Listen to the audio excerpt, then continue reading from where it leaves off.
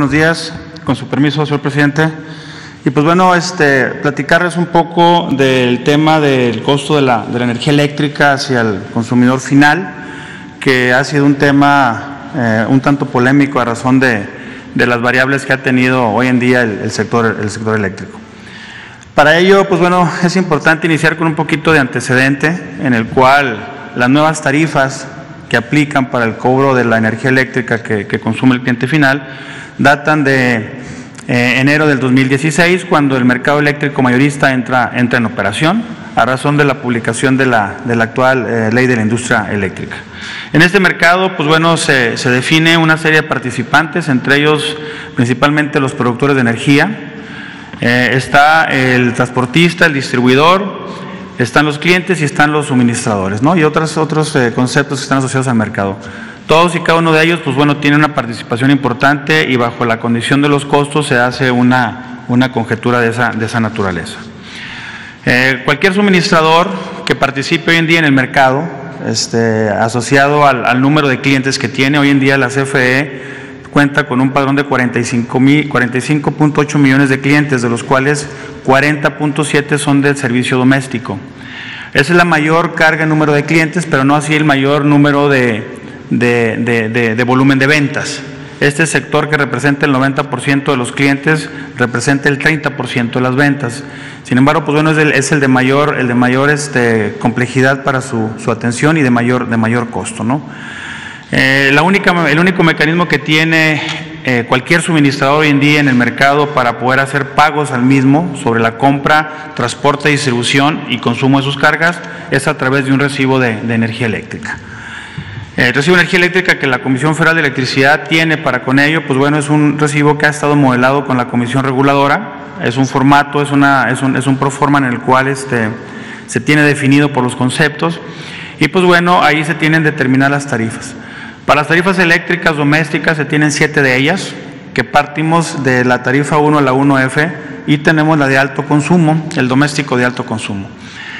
Excepto la de alto consumo, cuentan con un margen o con un bloque de subsidio y que ese subsidio es otorgado por la Secretaría de Hacienda a través del acuerdo que se publicó a razón de la Ley de la Industria Eléctrica.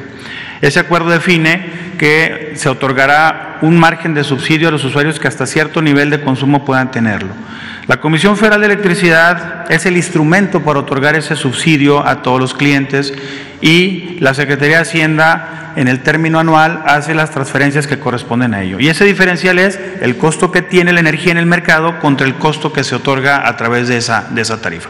Y ese diferencial, insisto, son transferencias que la Secretaría de Hacienda otorga a la Comisión Federal de Electricidad.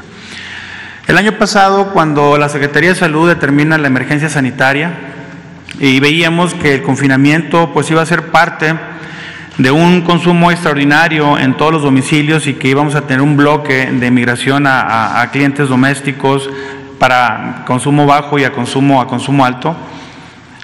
Por aprobación del Ejecutivo Federal se hizo un acuerdo en el cual se limitara ese crecimiento asociado al consumo que se va a determinar. Y este acuerdo, pues bueno, fue por instrucciones del Presidente de la República y pues bueno, la CFE hace la propuesta en el cual todos los consumos excedentes de cada una tarifa para migrar al alto consumo queda detenido, ¿no? Y pues bueno, quienes bajen ese promedio de consumo, pues bajará en ese sentido. A partir del 18 de abril, ningún cliente se ha incrementado en esa tarifa. Actualmente la Comisión Federal cuenta con un padrón de 250,000 clientes en esta tarifa, de 480,000 que teníamos el año pasado, ¿no? Y pues bueno, en ese sentido se está quedando nada más el bloque que ahí sí extrapola mucho el tema del consumo doméstico en ese sector. Los usuarios que ya estaban en la DAC y que reduzcan su consumo, pues bueno, migrarán a la tarifa ordinaria que corresponda, ¿no? A razón de las condiciones de temperatura o la región en la cual esté aplicando esa tarifa. Los consumos registrados durante la pandemia y cuando esta concluya, obviamente pues no van a ser modelados para poderlos considerar. Se va a sacar ese periodo y va a seguir su periodo de consumo o su historial de consumo normal. Y el último es, pues bueno, sí hubo una condición de incremento, obviamente porque los clientes que estaban en el rango moderado o excedente, pues con un 20% más de su consumo pudieron experimentar 60% más en el costo. ¿Por qué? Porque se van a un escalón excedente y ese no tiene mayor subsidio. Y en esa proporción, quienes hayan tenido consumos excedentes del 30, 40, 50, pues bueno, pudieron haber experimentado hasta un 100%, pero no asociados a que hayan brincado la tarifa doméstica de alto consumo. Siguen teniendo proporcionalmente el bloque de subsidio que tiene asociada la tarifa en el cual están ellos registrados. Aquí podemos ver en este año cómo la tarifa doméstica y la tarifa de uso general, industrial y de servicios ha estado mitigada. La tarifa doméstica en el acuerdo que se tuvo con Hacienda en diciembre del año pasado fue que se iba a tener un crecimiento anualizado del 3.3%, que fue el mandato del presidente de no crecer más de la inflación. Actualmente la tarifa doméstica, todos los clientes domésticos, esos 40 millones de clientes, han experimentado un incremento acumulado súbito mensual del 0.2% para llegar al año al 3.3%.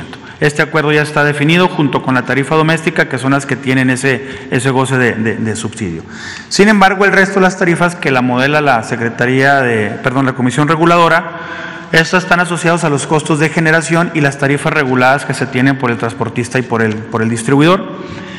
El año pasado nosotros cerramos con un menos 6.1% de crecimiento, o sea, no se creció ni siquiera el tema inflacionario. En este año el primer mes fue del 1%, el mes de febrero fue de 0.18, teníamos ya un valor de 1.3, en el mes de marzo igualmente se quedó con el 0.1, teniendo un 1.6% de crecimiento acumulado. ¿Qué pasa en el mes de abril? El mes de abril, el costo de generación que impactó en el mes de febrero, asociado a los costos de gas que pasaron en el sur de Texas, o en todo Texas, donde el precio del MBTU costó 3.5 y se fue a $450 en promedio, una exposición terrible del gas. Se tuvo aquí una exposición fuerte de sobrecosto que le originó a la CFE cerca de 50,000 millones de pesos, en el cual esos 50,000 millones de pesos se están trabajando y se trabajaron con la Comisión Reguladora y con la Secretaría de Hacienda para dosificarlos o trasladarlos en los meses en los cuales la tarifa tenía un decremento y seguir manteniendo ese 3%.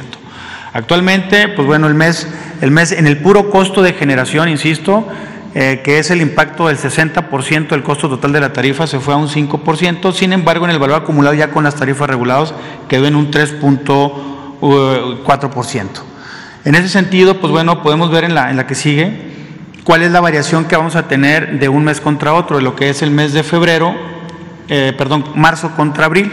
En la tarifa industrial de media tensión vamos a tener un incremento del 3%, en la tarifa ordinaria de media tensión un 3.2%, en la tarifa comercial un 3.3%, en la comercial hasta 25 un 2%, y así la más impactante va a ser la doméstica de alto consumo con un 3.8%.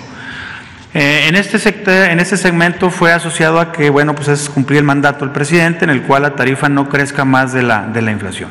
Y pues bueno, acabarnos en el lapso del tiempo, bajo este mismo parámetro, ese remanente de sobrecosto que tuvo la Comisión Federal asociado a los costos de gas, porque pues bueno, la mayor parte de sus centrales están asociados de generación térmica a este combustible, ¿no? Pasamos a la siguiente, por favor. Aquí podemos ver la variación que tuvo entre abril 2021 y diciembre de 2018, que es cuando se da ese mandato, y podemos ver que todas las tarifas, salvo la doméstica de alto consumo y la doméstica de bajo, han tenido más un incremento asociado al tema inflacionario. Las demás han tenido un decremento, insisto, por el efecto que pasó en el 2020 y el efecto también parcial del 2019. ¿La que sigue? Aquí podemos ver en un comparativo en el cual haciendo el efecto y no nada más del costo del gas, la tendencia que tiene este comportamiento tarifario en el doméstico contra la tarifa que tiene en promedio Estados Unidos, y podemos ver que la tarifa que se otorga aquí al sector doméstico es un 43% mucho más barata que en Estados Unidos. En el mes de febrero-marzo, Estados Unidos, en el sur de Texas principalmente, se experimentaron recibos de sector doméstico hasta de 7, 8 mil, 10 mil dólares en promedio por sector, donde tuvo que entrar el gobierno para poder determinar un modelo similar al que se tiene aquí con la Secretaría de Hacienda para otorgar un subsidio adicional a los consumidores de ese sector. Es así como ahorita tenemos modelado y estructurado el tema del crecimiento de la tarifa, en el cual todo este año estamos haciendo un escenario. Si me regresan nomás al anterior, se me pasó, por favor, anterior, al anterior. Y podemos ver que nuestro escenario para este año del 2021 es tener un impacto en las tarifas de uso general del 1.95, o sea, no vamos a quedar ni en el 3.4, asociado a que esa mitigación de costos lo vamos a tener en la optimización de costos de transmisión, de distribución y del propio suministrador, teniendo nada más el impacto de la tarifa. Entonces, cumpliríamos con ese mandato bajo el escenario que ya está convenido y asociado con la Comisión Reguladora. ¿Eso sería cuánto, señor presidente?